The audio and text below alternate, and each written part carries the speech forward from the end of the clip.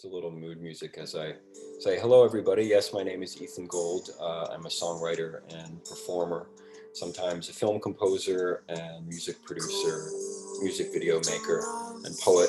Um, I released my debut album a few years back and then had a head injury, which was not necessarily a bad thing, as I'll talk about. As I recovered, I did some film scores, and my main focus now is an upcoming trilogy about our disconnected world called Earth City. You can find me on the interwebs and so forth. I want to thank Maxime and the Creativity Conference for having me on today, and also to thank all of you creators and dreamers out there. And I say dreamers is the highest possible compliment, as I'll talk about why today. Well, that was a abrupt transition. So today I'm going to talk a little bit about my writing creative process and give some ideas of ways to access the inspiration state, and also how to blend that state with the important and useful but less juicy tools of logic. I'll talk about what I call a soft mind state, as well as the cognitive mind, and give you some ideas of how to combine them into your own form of mastery. So as we begin, I'd like you to join me in a short exercise. So everybody's muted, so everybody's safe to be themselves. And think of the most recent, whatever it is, the most recent dream you can remember. Most recent dream that's happened. You got it? Okay, I'd like to invite you to close your eyes and be in that dream. Even if it's just one moment of a dream, one image, just stay there.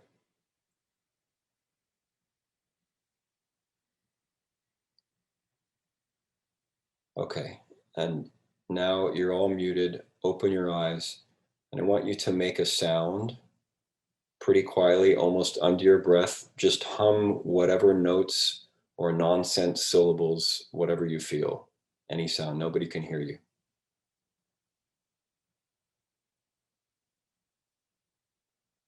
Do you like that? That's a little bit of your music. And feel inwardly, how does that music feel in your nervous system, whatever it is, whatever gobbledygook comes out.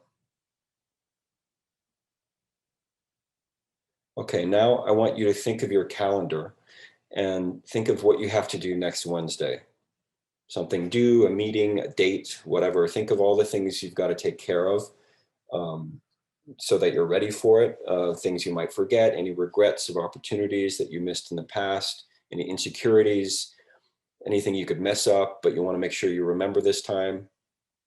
Think of the calendar, think of all that worrying, all those things that you got to remember.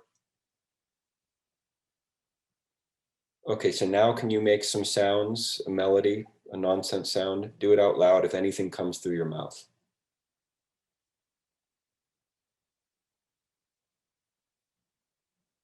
And feel the difference of how this one feels in your nervous system, if anything came out at all. And we can talk about this difference when we talk. We're going to have a Q&A, by the way, in about 25 minutes. So I want to play for you a couple little things that came out of dreams in the last 2 weeks. This is like the last week and a half's dream productions. And you're going to hear voice memos, which is a tool that I use.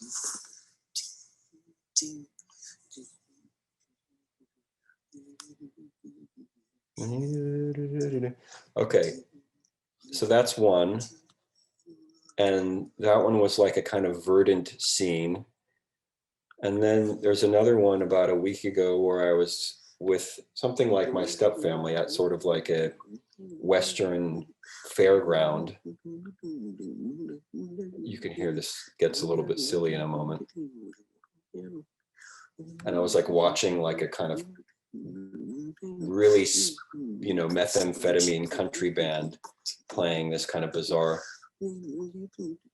Oh, it's a little quiet. Somebody's saying they can't make out the words. Well, that's okay, because often neither can I. The drums are gonna kick in a second. Those build-ups, and then it's home, a trailer, and Okay, I'm first describing the fixing. dream of a trailer park, and anyway, this is, but yeah, somebody's saying they can't make out the words, but often I can't make out the words. But for what I use this as a tool to, I can often remember the dream. Like I get the kernel and I walk out with the kernel, and there's a whole world inside there.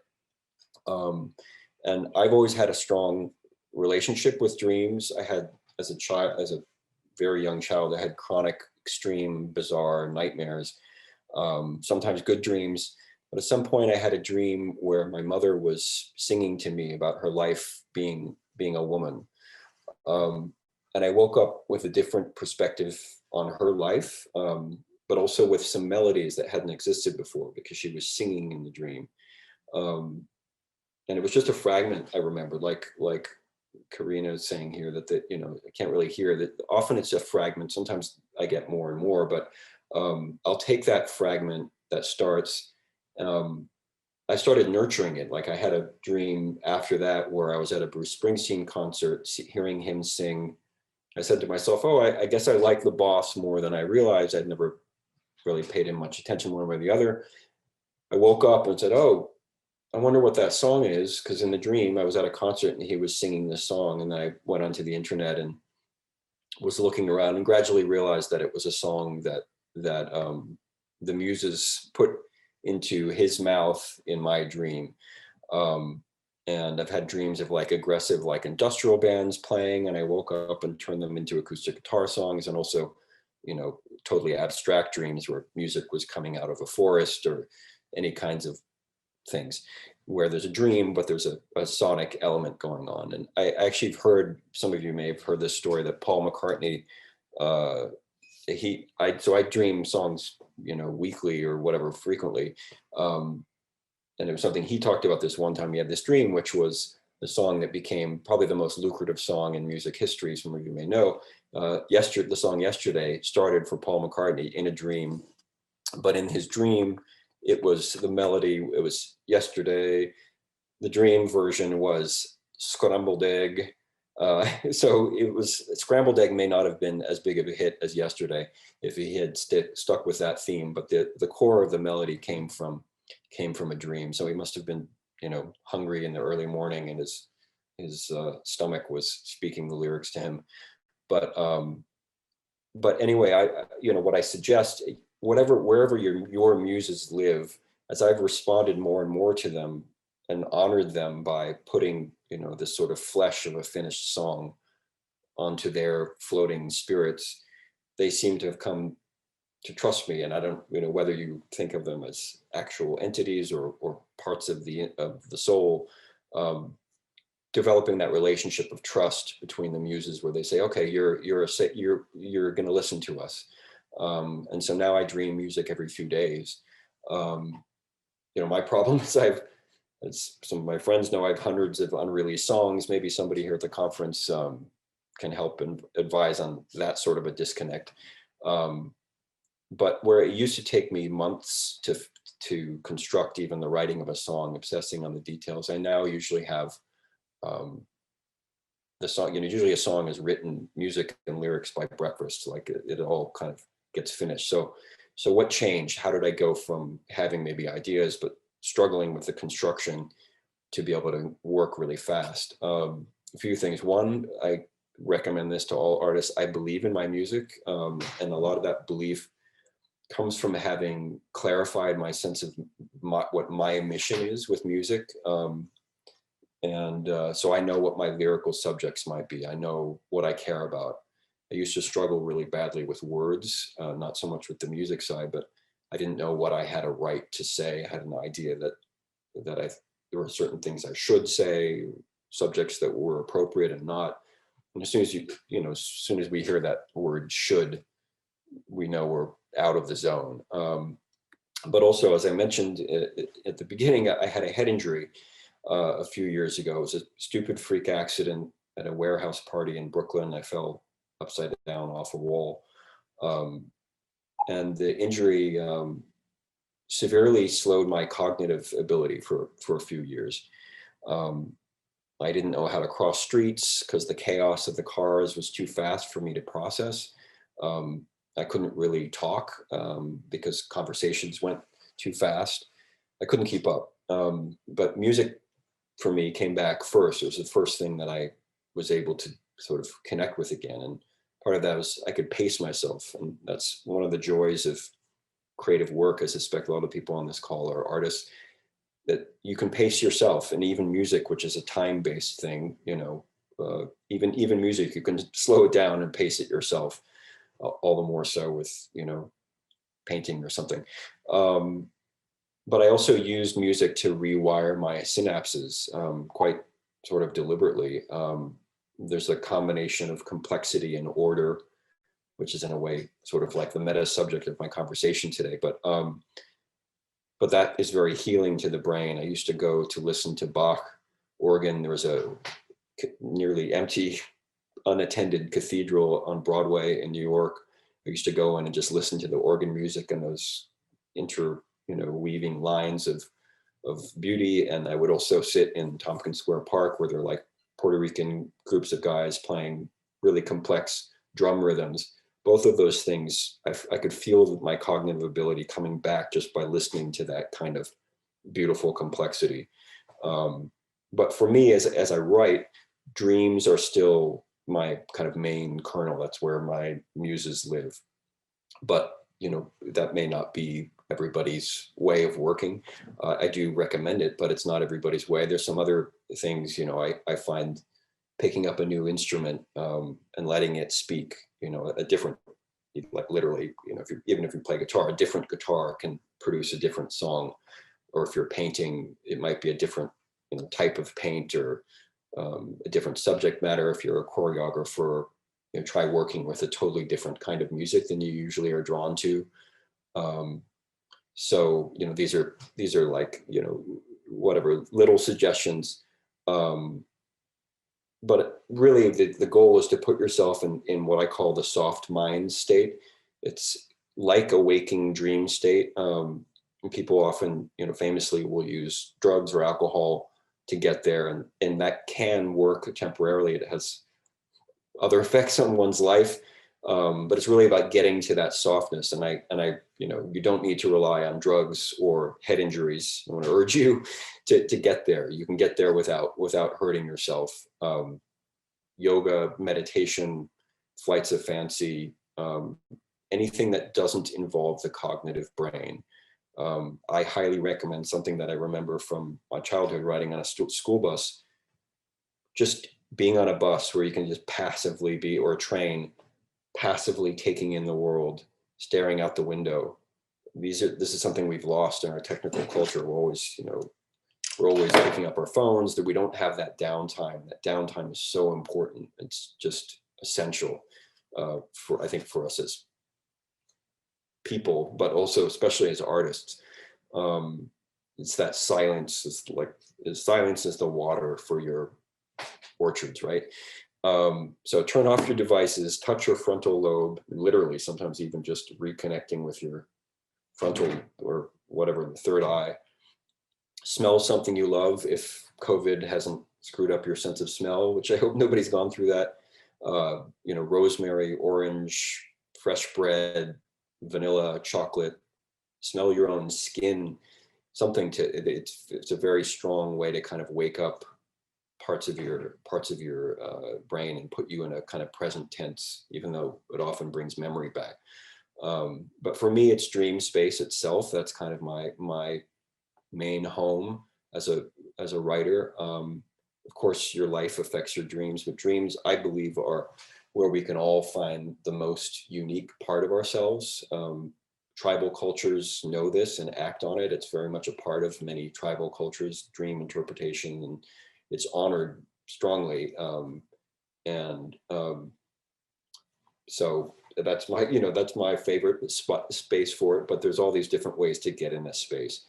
But it's true, the title of my thing, The Machines of the Day, we can't do the whole thing while we're asleep. I can't actually write the whole song while I'm asleep, because I'll forget it, 40 seconds after waking up. So the analytic side definitely has a place, it has a role. And I say this, living in California as I do now, where I feel the mind is often denigrated, and people sort of, oh, that's your logic, that's your ego. It's kind of, I don't know, even growing up in Northern California, there's a sense of like, oh, you're too smart or too verbal. So I say, don't hate, don't definitely, I'm not hating on the logical side, but we want to use it appropriately. Um, bring it into our creativity without stifling the inspiration, which doesn't come at its core from there. So I'll say this, there's a literally, as we go through the world, there's a literally infinite amount of information and ideas in the world, in the universe, everything coming from everything that's come before you. So gathering information, which sometimes we're drawn to do, to try to get your creative decisions on track, can just send you into like a more and more competent hellscape, creative hellscape. You can get really, really competent, but you're just losing the thread. So we need that rudder, but the cognitive brain can't make those big decisions. It can work out the technical details really well. So I suggest to be a master of your craft, whatever it may be, to develop systems, whatever I think of as like your little machines that you can trust, little tools like this. Yeah, I mean, this is a really obvious little tool of like recording a voice memo, but these are your tools, not your masters. The mastery comes when you can access both sides, code switch, and staying half asleep while you're working, bringing the night brain into the day brain, the Dionysus into Apollo. So my a specific suggestion is that you practice those rational tools while you're awake, like really awake, with your cognitive function firing happily. So then work on your brush strokes, your instrument, musical transitions, theory, styles of poetic rhyming. If you're a poet, your on-point technique, your lens swapping, your understanding of scene structure, historical research on characters, if you're working on a movie, whatever it may be. Work on these detailed skills in the full light and logic of Apollo, so that you can use them semi-consciously or even totally unconsciously later when you're riding the river of a creation. And if those skills aren't second nature, embedded deep in your reflexes from practicing when you're in that sunlight state, you'll have to step out of the zone to use them. I find it's hard to get back in to the soft mind once your cerebral cortex is in the driver's seat. It doesn't like to give up the driver's seat. I think that's like a biomechanical reality of the human thing.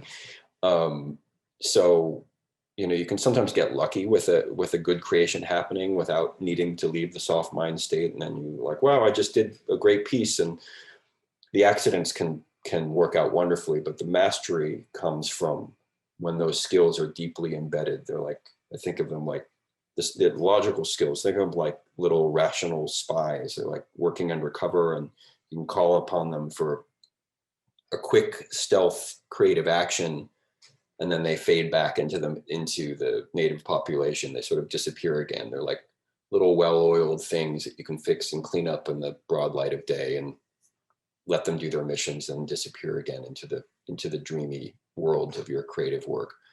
For example, I'm going to give you some specific examples. I'll the voice memos, I'll use old lyrics, new lyrics, unfinished poems.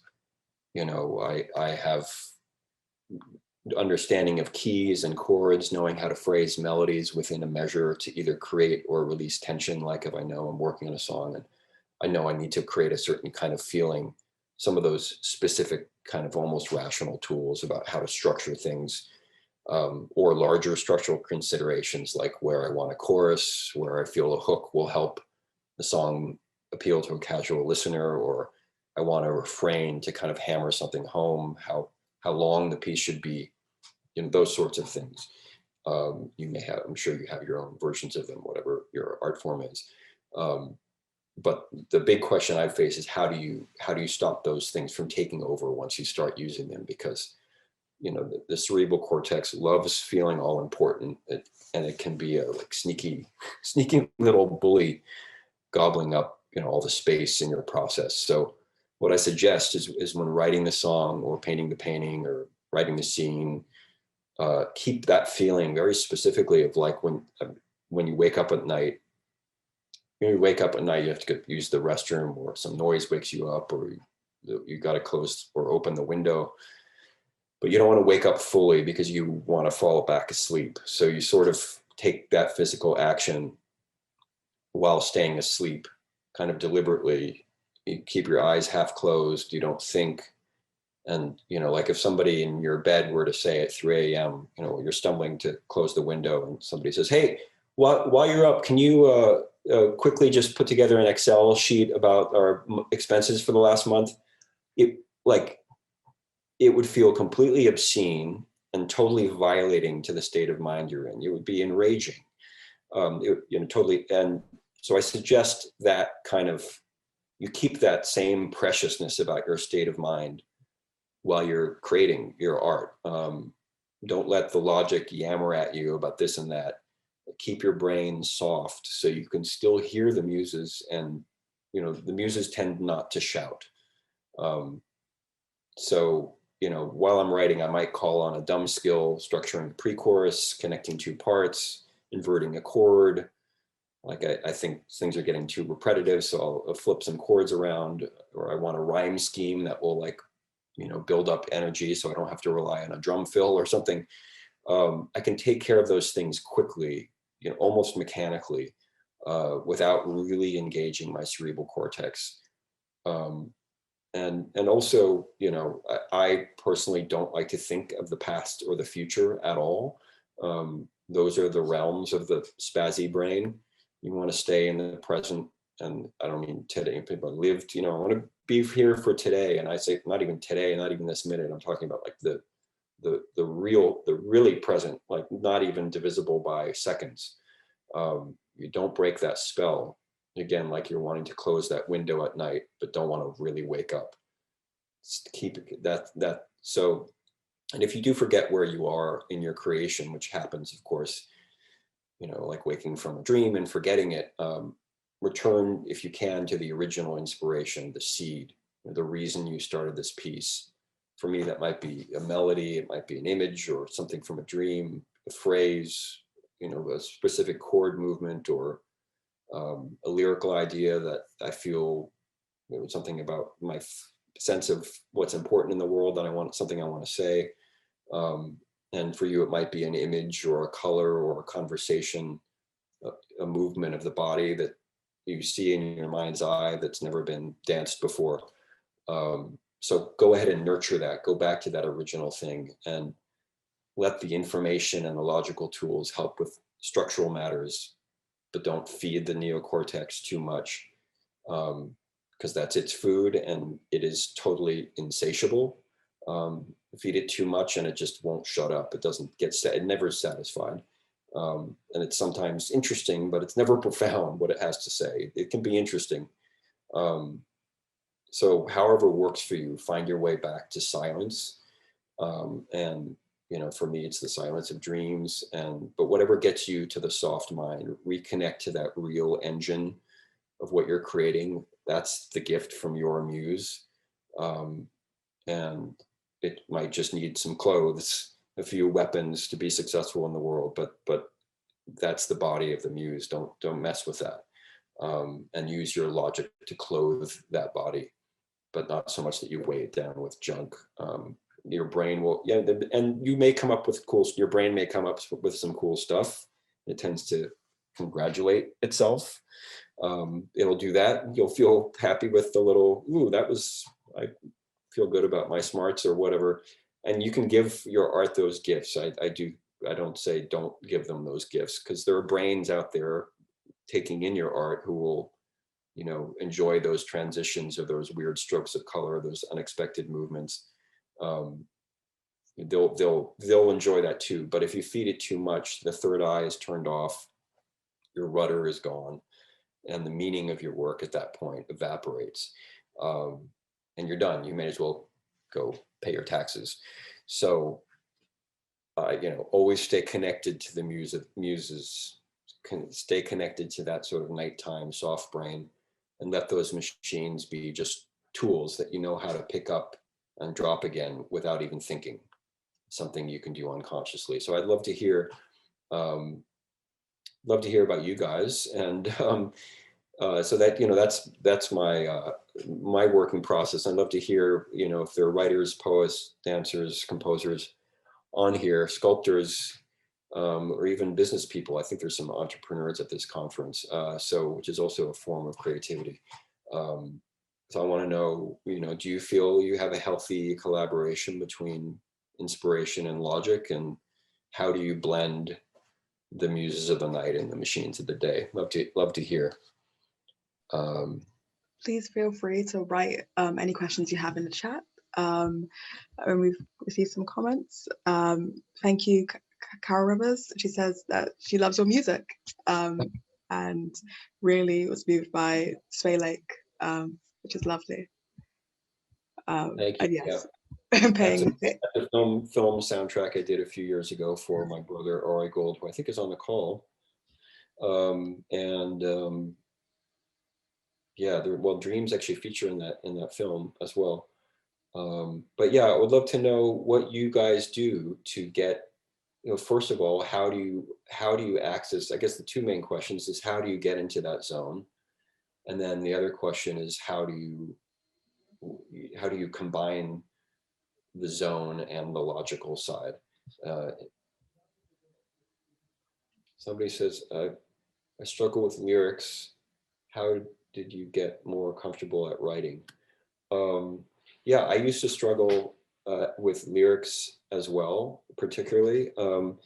And for me, as I said, doing a lot of inner work on figuring out what my mission is, really, that's how I think of it, as like my mission as an artist, like what I'm doing, helped me a lot, because then I know what my subject matter is. I kind of have a sense of what I care about.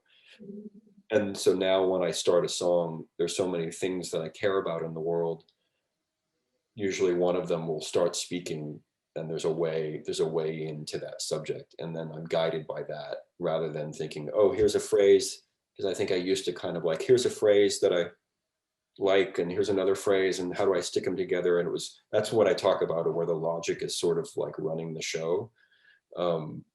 And I'm keeping the original inspiration. In this case, it's not usually a dream thing, but it's a kind of meaning thing that I'm wanting to come across. And then I let that guide the words.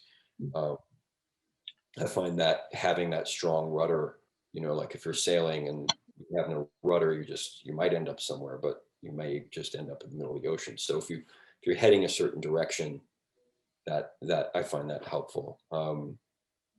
And then, playing around, spending time writing. I mean, I also started writing poetry in the last few years, which is something I never used to do.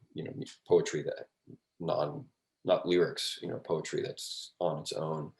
And that's been very liberating, because it actually accessed a totally different side of my personality. Sort of surprisingly, the poems came out, a lot of them were very rage filled. Like my poetry is quite harsh and violent. And I used to play, actually, at one point in my life, I played like, I was in metal, really into metal stuff, but like the music I do now mostly doesn't have that like aggression in it. And so, but the aggression found a place in the poetry. But so I do recommend writing poetry. And there's, I've become part of like a poetry community here in LA, doing readings, and before the pandemic, and we've done some online kind of collaborations, and finding communities of people that write words, that focus on words, is really great, even though words and lyrics are different, they function differently. So I hope that's helpful. I think there's another question from June. Is there a specific song of yours that you would like to share that you got the inspiration other than from Dream? So like, I guess June, that wasn't inspired directly by Dreamer, perhaps. And she cites that Our Love is Beautiful, I See You, and Tonight, etc. Yeah, well, honestly, my dream songs are more, even more stuff that's coming down the pike. The expression down the pipe or down the pike probably could be both. The Massachusetts Turnpike or a pipe. Anyway, so yeah, the stuff that you guys can find on the internet is probably less dream influence than what's coming. I have a lot of music coming that's almost half started in dreams. I think Our Love is Beautiful, this first one you mentioned, which is a single I put out last year. It's an older song. That one was, um, what I can say about that is that there were kernels that changed, kind of maybe like scrambled egg for Paul McCartney. There were kernels. I knew there was, and to what, I guess I can mention people's names because you already have the host. What Sophia was asking about lyrics, I knew there was something. There were a few things that I really wanted to talk about, and one of them was kind of a sense of the world penalizing people for their looks, and people feeling bad about themselves about their looks. That was something that was bothering me in my mind at the time. And that song, it emerged in multiple ways. There was I was going through a breakup. There was this sense. There was also a sense of a world gone mad, essentially, and people's kind of self hatred, creating a lot of violence in the world against the earth itself, against other people. And so these were subjects that were floating around in my mind. And I think it's possible that one of the hooks from that song was from a dream. Um, I've actually, in the last couple of years, started taking notes of the songs that started in dreams because it was something that started interesting me. And I noticed that it was about half of the song started that way. And I don't recall, but I think there was a hook. There was a hook. Now that I think about it, I think it may have been. I think there was a dream where the song was almost like a hip hop song, which is not how it ended up at all. But there was this kind of like driving rhythm with this chord structure that was repeating. And I think that may have actually come out of it. So you guys can all go look up Our Love is Beautiful, which it's not hip hop at all. But there was this kind of very repetitive chord pattern, which is more like it's longer than a 4-bar loop, but it was a loop, a loop of chords that repeated in different ways. And I think that actually may have come out of a dream. I mean, I think I won't, uh, I think I'm not going to play it for you now. I'd rather talk with you. You guys can go look it up on, the internet later. But but that's a little bit of the story of that one. But you'll hear on my next record, there's again, like the stuff coming down is half of it is from dreams, if not more. So often for me, it's more about finding time. I'm reading a question here.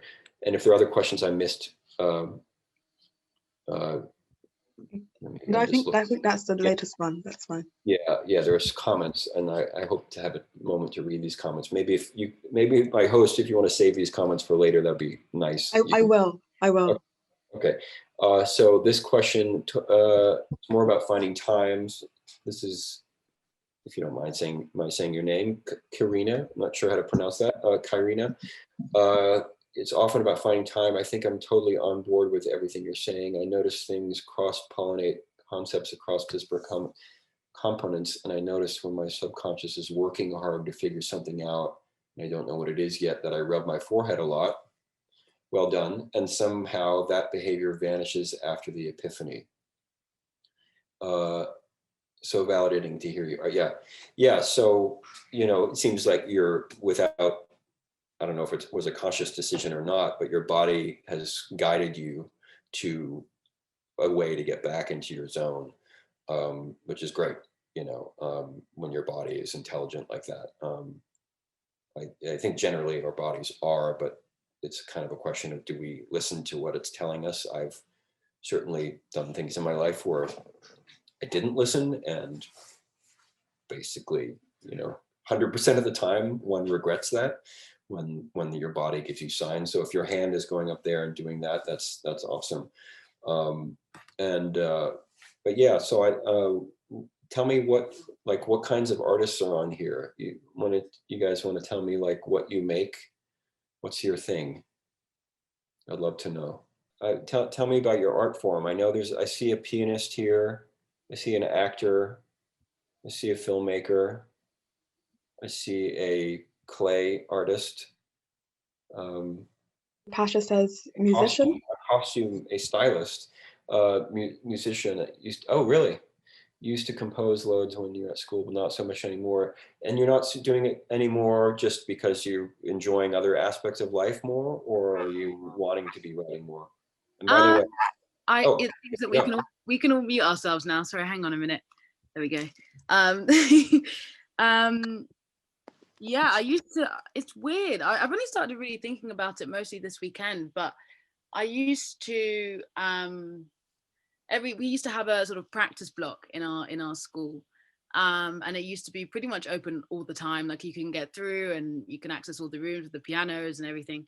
And then there was a percussion room. But I used to every day after school, I used to just go and sit at a piano and just play randomness. Like mhm, I wouldn't think I'm going to sit here and I'm going to compose. It would just be whatever inspiration at the time, whatever I kind of felt moved by, yeah, whether it was a lot or a little, then I would just sort of sit and play these chords and just, but without thinking these are the chords I'm going to play, just kind of let whatever happens happen. And then I used to use voice recording a lot. You speaking about voice recordings, I used to just like put on my voice record and then just play randomness, and then at the end, because I could only stay so long before I'd have to get the bus home, but the last bus home, but I would just sort of think about that and then go home and listen to what I'd kind of made, and then suddenly ideas would like fly, and then you're like, oh, I love that chord that I did there, and you kind of try to work it out again because it was random. And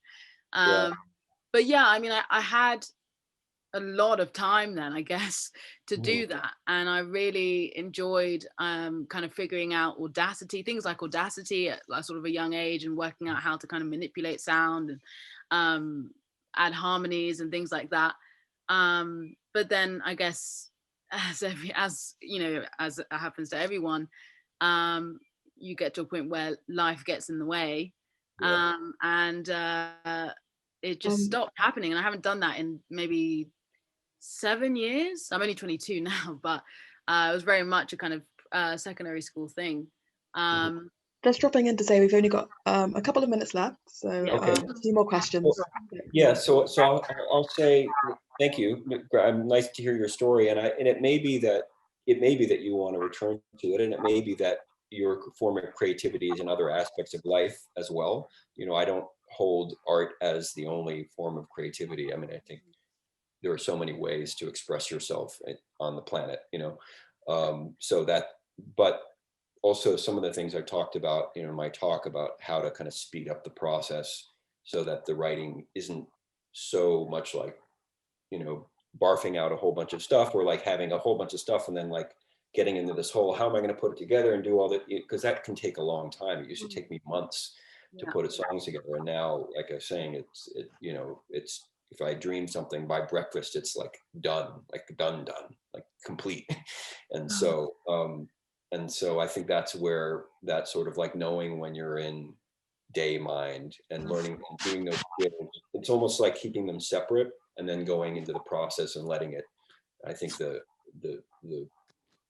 I may not have this exactly right, but there's a Zen concept of you practice for 15 years and then you make a painting in 15 minutes. Like, and if you're doing longer than that, you're not, and so that notion of like, hey, maybe you have some time, you want to do some stuff, you work on those rational, what I'm calling, the logical, the tools. And then when the inspiration comes, the tools are just there and you use them without thinking about that. So that if you were in that room again, working on the piano, Mhm. you might actually have the thing done by the time you're out of the room. You would Sure. actually have a complete piece, Mhm. because those tools, you're so used to them Mhm. that that you can use them without having them throw you out into like, oh my God, I can do this, or I could do this, and blah, blah, blah. And my brain's so happy because I'm like having all this mental fun. And then you're Yeah. kind of doing work, but you're kind of just building a bunch of crap. I mean, it can be good stuff, but it's not that it's bad, but it's just Yeah. you're making stuff. And so the speed, I think, can be affected by using each of those sides kind of in their best way. Mhm. um, So I'm going to go on to another question here. Thank you, Pasha, for sharing. Some musician, jazz music and original songs. Sophie, if you want to talk about that. Bryce says, I recorded and released my first album of instrumentals this year. I am a video editor, so it's a bit of a risk. Awesome. Yeah, going into a different art form is another way to get into to really open things up, like a totally different art form. I talked about like changing your paintbrushes or whatever, but like that's an even stronger leap. So awesome, well done. All proceeds went to charity. That's great. Yeah, it's cool experience, leverage, learn. Yeah, your approach is inspiring. Thank you. Thank you. And somebody else is privately, so I won't say the name, writing all these different, sorry, watching me read is probably not the most fascinating thing, but I'll come back to that because that's a private message. So there's an ethnomusicologist. Wow. So I want to know if you've studied cultures. I guess it's Alaya. I don't see you.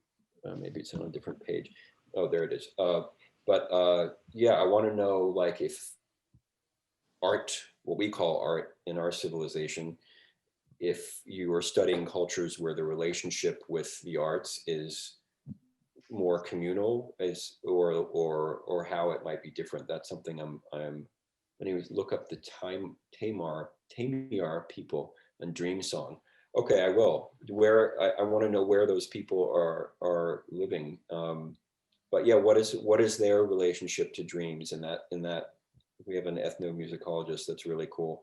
I'd love to know how they work with dreams. Like, do they combine it with creative things, or is it more sort of, I mean, I guess it's storytelling certainly, but I'd love to hear, and maybe if you want to share with the group and come off mute, I'd be very interested to hear.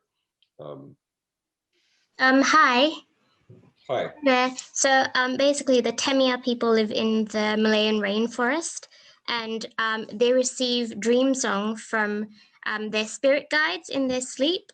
And what it is these dream songs have messages of how they are supposed to live their life and how they conduct their next few days. So they get weather warnings, they get advice about, someone's going to get sick. They believe that they receive all that through dreams as well. And they tell the group in song form. So they sing out the message that they hear in dreams. So it's very interesting. That sounds like I would connect with those people. And you said they're in they're in the rainforest where? Peninsula Malaysia. In Malaysia, is that what you Yeah. said? Wow. Okay, I will definitely look that up. Yeah. Oh, is that have you heard the John Hassel album, Dream Theory in Malaya? I wonder if that's a reference to that. Was there a book about those people called Dream Theory in Malaya, written some decades back? Somebody's saying Kilton Stewart studied them. Oh, that's R.A. Gold. My brother is commenting about Kilton Stewart, who's, I guess, an anthropologist, I believe. But yeah, that's a super inspiring notion for me. And again, like I was saying, it may not be that everybody's muse lives in dreams. I mean, I happen to think it's the best source, but that may be my own personal experience. Everybody's built differently. And for some people, it may be, exercise, I mean, running, like being in a super highly charged physical experience where they get into a flow state. It could be in meditation. I do meditate, but I don't find that's where musical ideas live for me, but it may be that for some people it is. It's something I find very helpful for my, just on a kind of personal level, but it's not, so far hasn't been like part of my creative work. But I don't assume that I have the solution for everybody. I can only, maybe metaphorically suggest that whatever dreams are for me could be something else for you. it may be dreams, but it may be, you know, going into a cold pool in the forest near where you live. So thank you so much, Ethan. Thank you for a wonderful talk, and thank you everyone for participating so much and giving your unique perspectives and opinions. That's been wonderful. I think there's one last comment from Roseanne, and she says, I always hear a lot of people who also find inspiration by taking long walks in nature, which also is like a very meditative practice. But we're coming to the end of our time. So I'd like to give a Zoom round of applause for Ethan, and thank you so much for sharing so much with us. thank you. Thank you everybody for being here. You know where to find me.